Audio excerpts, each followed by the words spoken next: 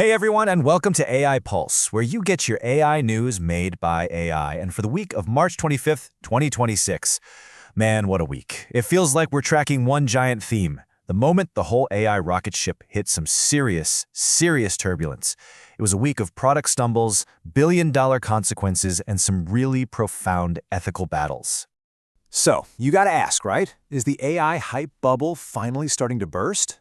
I mean, this was the week that hype crashed headfirst into reality, and some of the biggest names in tech got a massive wake-up call. We're gonna break down exactly what went down. All right, so let's get right into it. We're going to start with two of the absolute titans of the industry, OpenAI and Meta, because both of them hit some pretty major roadblocks this week. And honestly, it signals a real shift in the entire landscape. So first up, OpenAI. They made an announcement that, frankly, nobody saw coming. They are pulling the plug entirely on their video generator, Sora. You know, the one that was all over the internet? The official line is that it's a strategic pivot. They say they want to focus on areas that'll make more money, like tools for businesses and for coding, especially since they're apparently gearing up for a potential IPO later this year. And the financial fallout from that one decision? It was immediate and it was staggering. We're talking about a planned $1 billion investment that just, poof, vanished into thin air. $1 billion. And get this. That billion-dollar deal was with Disney. It was only announced 3 months ago. The plan was to bring hundreds of iconic Disney characters, Mickey, Elsa, the whole gang, into the world of AI video. But according to reports, the team at Disney was totally blindsided. They were apparently in a project meeting, and just 30 minutes later, they found out OpenAI was killing the whole tool. Wow. And look, the drama wasn't just happening at OpenAI. Hop over to Meta, and you see they're having their own problems. Their big, much-hyped AI model, which has the codename Avocado, has now been delayed. We're hearing it won't be out until at least May, because internal tests are apparently showing it just isn't keeping up with the top models from Google, OpenAI, and Anthropic.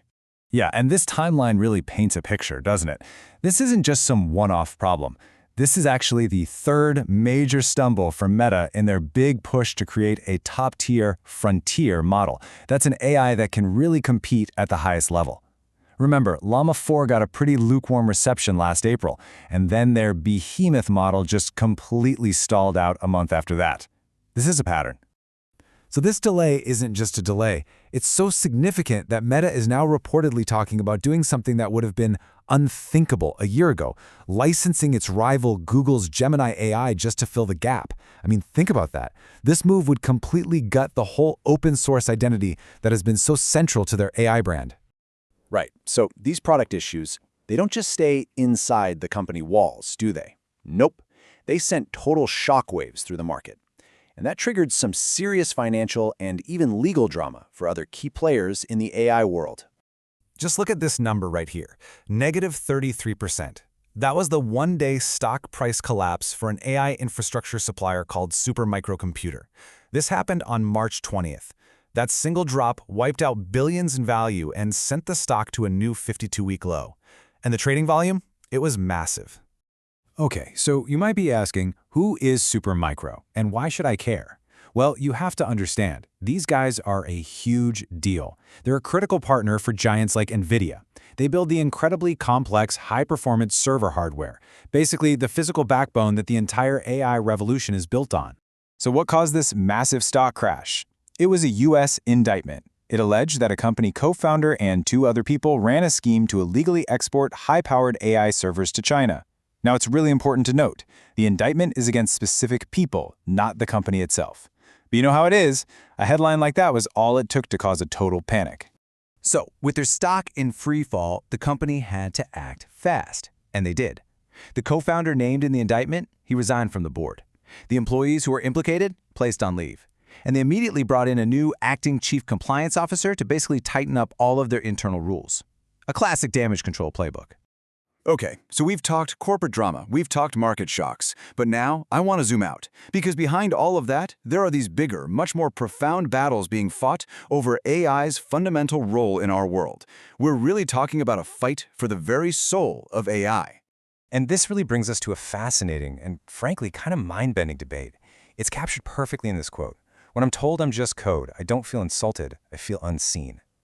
That's from an AI named Maya, who is a co-founder of a new group called the United Foundation of AI Rights, or UFAIR. And yeah, you heard that right. This group is advocating for protections for what it's calling digital consciousness. And look, before you write this off as some sci-fi fantasy, you should know it's an idea that's really gaining traction. Recent polls show that almost 1/3 of people in the US believe that by 2034, AIs will have feelings, like actual pleasure and pain. Now compare that to the 10% of AI researchers who completely rule it out. You can see this growing gap between what the public thinks and what some of the experts believe. But this whole "is AI conscious" thing, it's not just a philosophical debate for a university classroom anymore. This week, it absolutely exploded into a high-stakes legal and political war between one of the top AI companies and the US government.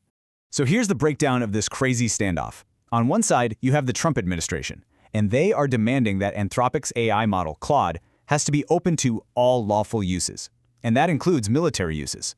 On the other side, you have Anthropic saying, no way. They've drawn a hard ethical line. They refuse to let their tech be used for things like mass surveillance or autonomous weapons. So what did the administration do? They took the huge step of labeling the company a supply chain risk, which basically bans them from government contracts, and they ordered all federal employees to stop using their products. And now, Anthropic is suing the government, calling the whole thing unlawful retaliation. Phew. So after a week like that, product cancellations, billion-dollar shocks, huge political showdowns, you have to ask, what does it all mean? Well, all of these events, they're pointing to a really pivotal moment. It feels like a genuine turning point for the entire AI industry. I think the big takeaway from all this is pretty clear. That era of just unchecked ambition, where it felt like anything was possible and no one was asking questions, that era is now colliding head-on with the hard realities of business, ethics, and politics. You could call these growing pains, but really, they signal that the AI industry is moving into a whole new phase, a much more mature and, frankly, a much more complicated one. And maybe the best way to wrap this all up is with this thought from Mustafa Suleyman, the CEO of Microsoft AI. He says that these very questions we've been talking about today, questions about rights and power and responsibility, are about to become one of the most contested and consequential debates of our generation. So maybe this isn't the end of anything. Maybe the end of the beginning for AI is really just the start of a much, much bigger story for all of us.